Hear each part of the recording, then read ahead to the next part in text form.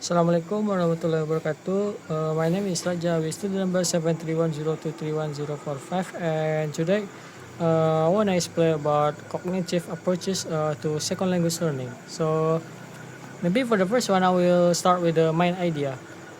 For what I understand, cognitive theories explain how people mentally process and learn a second language, or I can say L2.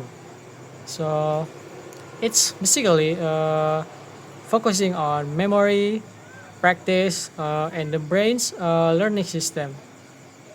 Unlike universal grammar theory, which says language ability is innate, uh, cognitive theories see language as a learned skill developed through general learning mechanism.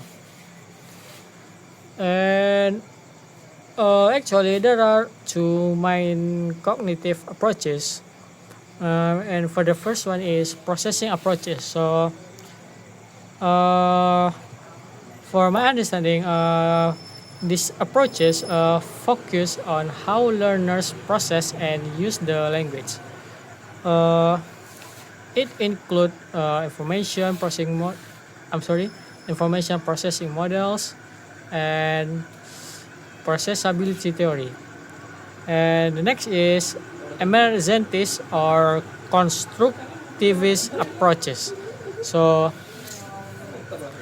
this approach believe that language emerges from repeated use and pattern recognition, not from inborn grammar. So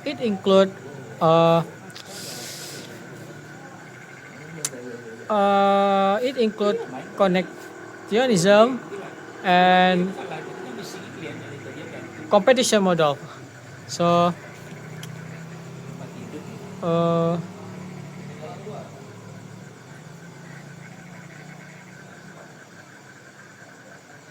maybe for the next, I will talk about the information processing model.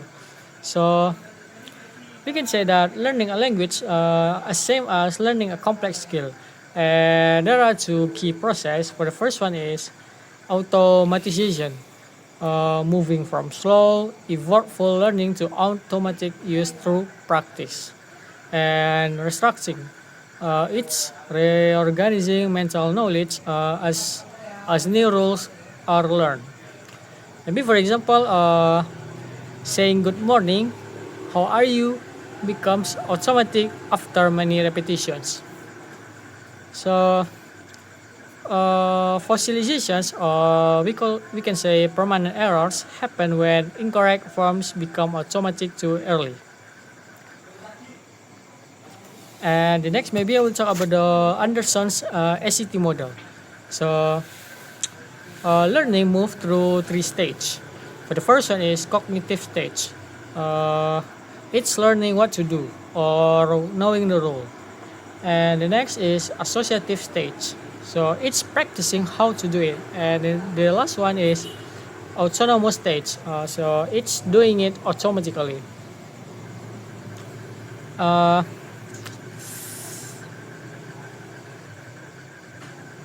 sorry, let me remember the rest material. So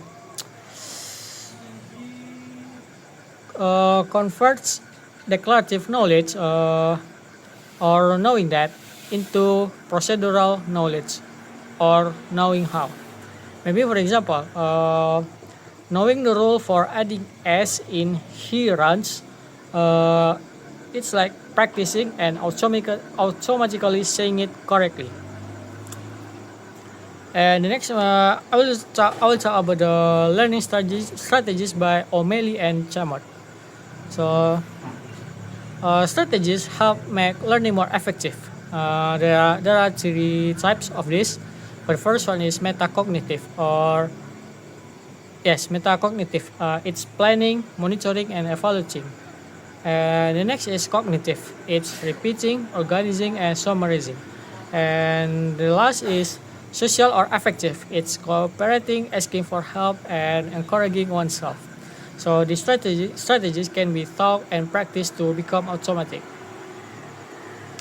And the next, we'll talk about the fluency by Toyle and Hawkins. So Combine universal grammar or what we know plus cognitive processing or how we use it. Fluency develop as learner proceduralize their grammatical knowledge. They use it faster and more naturally. And the next, I'll talk about the processability theory by Pieneman. Learners acquire processing skills in a fixed order. They can only learn grammar that their current processing level allows. Maybe, for example, simple word order or SVO, and then adverb first, and then verb separation, and then verb second rule, and then verb final in sub clauses. It leads to the teachability hypothesis, and you cannot skip stage. Uh, the next is perceptual saliency by Slobin and Anderson.